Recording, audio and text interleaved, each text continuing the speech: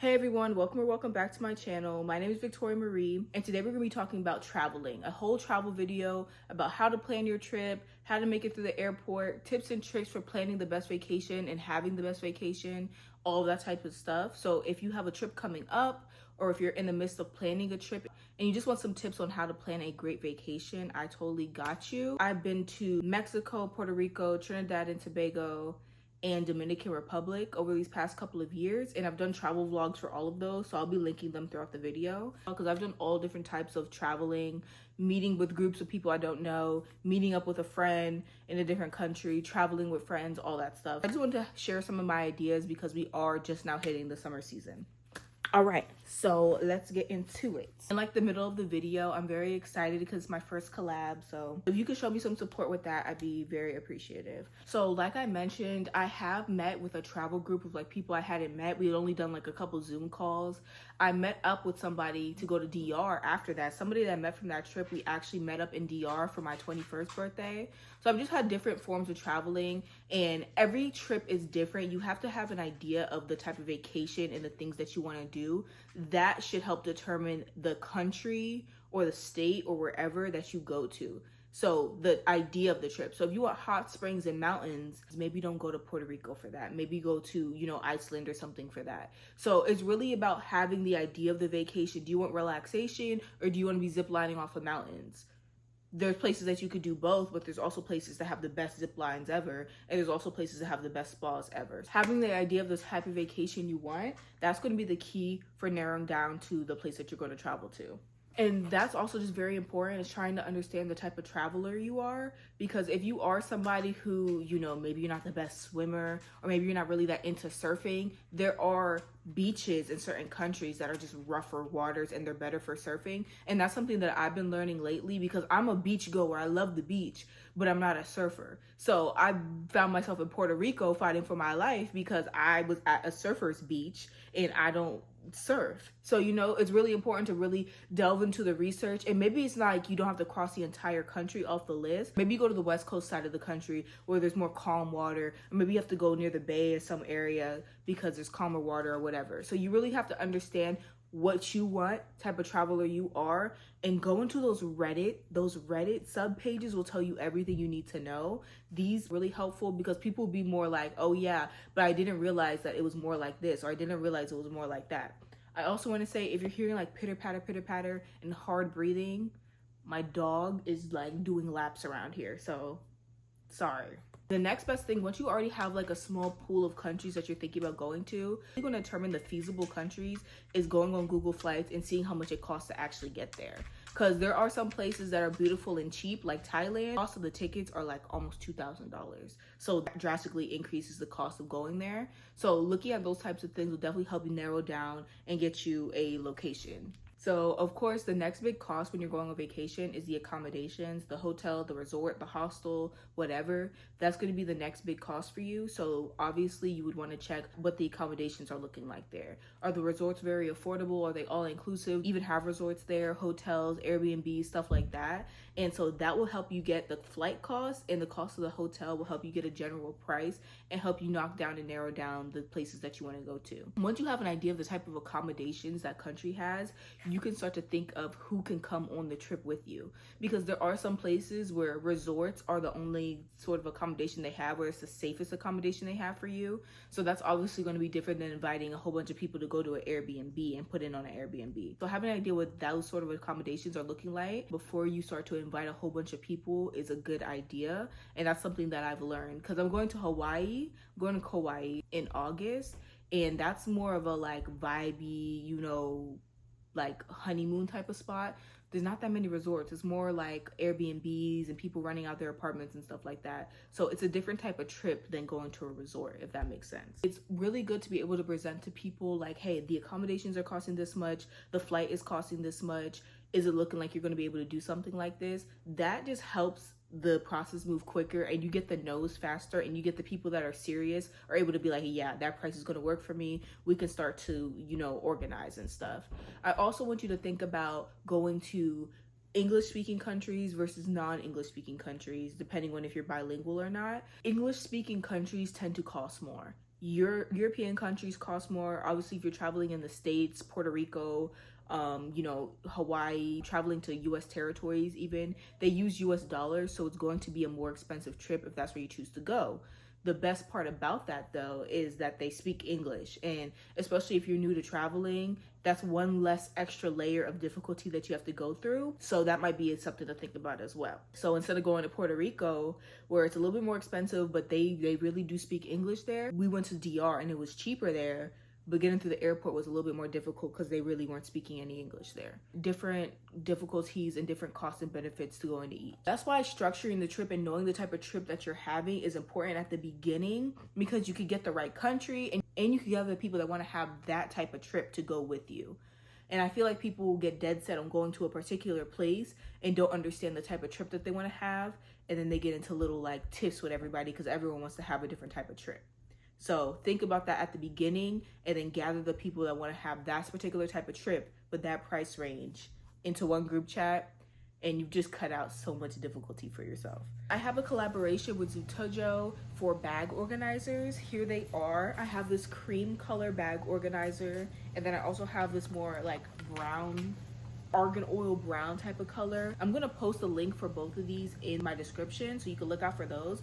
But these are so cute because they have Velcro on either side of the like inner pocket, and so you can like pack this up and then you could put it on the inside, and there's Velcro so it could stick.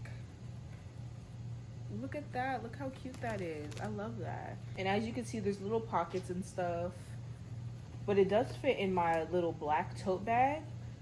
Look how cute. So it adds organization into like this bag. How cute is that? I want to thank Zutojo so much for sending me these bag organizers. I really do appreciate it. Like I said, I'm going to put the link for these in the description box below.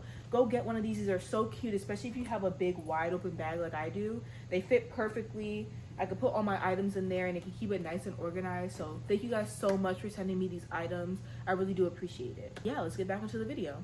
Also, you can use third-party websites to look for tickets and stuff. I recommend Google Flights, but I've also used Hopper before to go to Florida. So you could use those third-party websites, Experian, stuff like that. I choose Google Flights because I feel like buying directly from the airline is the best bet in case anything happens. It just feels like more protection to me, but do what you gotta do. Once you have your group chat established, I would get your most type A friend to keep you guys on schedule. Someone to keep you guys on track of making the payments, giving everybody an idea of when the next payments are coming up. And so it's not like last minute, hey, like we need $1,000 right now. And the earlier the better as well. So for us, our trip is in August and we started paying for stuff in March. We got our tickets in March.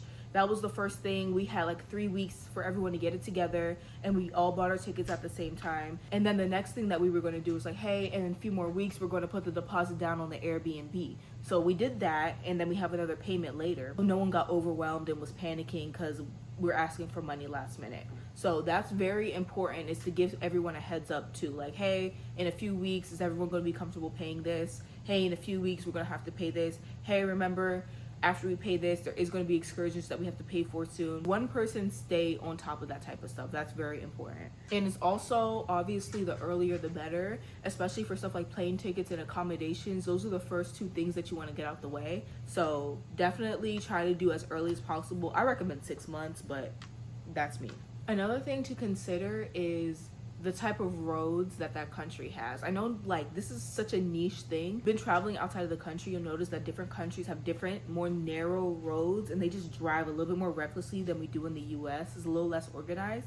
So even if you have a confident driver in your group, if nobody is confident driving outside of the States, then maybe stay on a resort, because those Ubers are gonna rack up and stuff like that. And you also need to think about saving for spending money on the trip as well. Don't forget that you need to bring money, a good amount of money, depending on where you're going on the trip as well. I've been hearing people on TikTok be like, oh yeah, I brought like $100 and I brought $100 to Miami and I ran out of money on like the first day. Of course you ran out of money on the first day. Like, prepare guys. And don't forget about maintenance costs and all that sort of stuff that comes with going on a trip right before all those costs are really going to hit you. So give yourself some time to prepare. Also remember that passports take about 3 to 6 months, especially with all of the new administration situation going on, so I would definitely try to get your passport as soon as possible, because it is about $300 to get an expedited passport as well. So when it comes to preparing to actually go on the trip, one thing that me and my friends have been talking about doing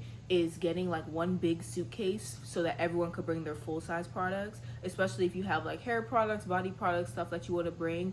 That $80 charge to put a bag under the plane is very expensive, but if you guys can all go in on that cost and just have a bag for everyone's full-size products, that would be a good idea. You could put shoes, you could put extra bags and little accessories and stuff underneath the plane, and that might help everybody out. So maybe consider doing that if you're going with a group, like everybody sharing the cost for that under the plane bag. All right, so now I'm going to be talking about getting through the airport, because this is something that I was so stressed out about before I went on my trips, like where I was meeting other people.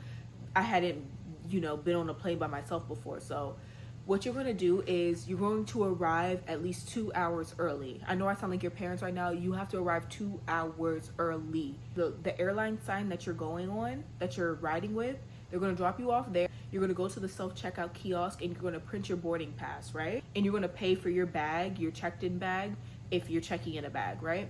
And that means the bag that you're putting under the plane. Then once you get all that together, if you're checking in a bag, you got to go to the front kiosk and you have to have them weigh your bag and take it if you're putting one under the plane, right? Then you're going to go to TSA. That is more so like the scary, difficult part, because after that it's pretty smooth sailing.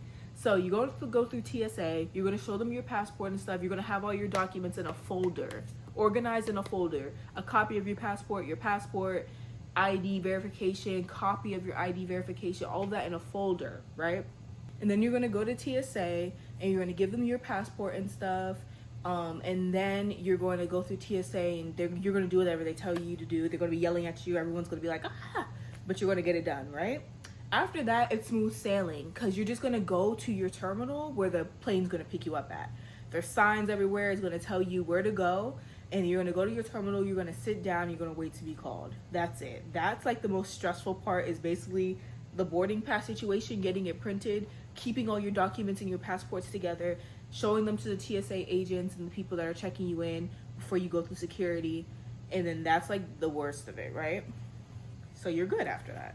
Any other like miscellaneous tips I have is just try to stick together, try to have a buddy system. Even if you're all not going to go do an excursion or you're all not going to go to the bar together, try to go with at least another person, because it's just safer that way. And just, yeah, if you're traveling with somebody, just try to do the buddy system thing, and don't leave your people. Don't leave somebody drunk. Don't leave somebody with someone that they don't know. Don't, if someone is just not in their right mind, don't let them wander off and stuff like that. That's where issues start to occur. Yeah, so if you're not, especially if you're not experienced with traveling and stuff, I would just recommend just staying together and sticking together. The next thing that I would say is, if you're going with a group and you're spending like 5, 6, 7 days with somebody, give each other space. Like, you don't have to be up under each other all the time. Maybe 2 of y'all go to the beach, maybe you go grab a drink, maybe just go on a walk or whatever. But, try to give each other that space, because being with somebody that you're not used to being with for all that time, it can get a little irritating. So just try to, give each other the space that you need, and then you could come back together when you guys are doing like excursions and stuff together. And on the way back, this is something that happened to me and my friend one time. We forgot to check the bag in first. So we were in line getting ready to go through like TSA and stuff, and we were like, oh shit, we have to check in our bag or whatever, right? So make sure you check your bag in when you're leaving. And yeah, that's basically it. Those are all the tips that I have for you guys. Thank you so much for watching this video. Don't forget to like, comment, and subscribe if you haven't already. And thank you guys so much. Good luck on your trips.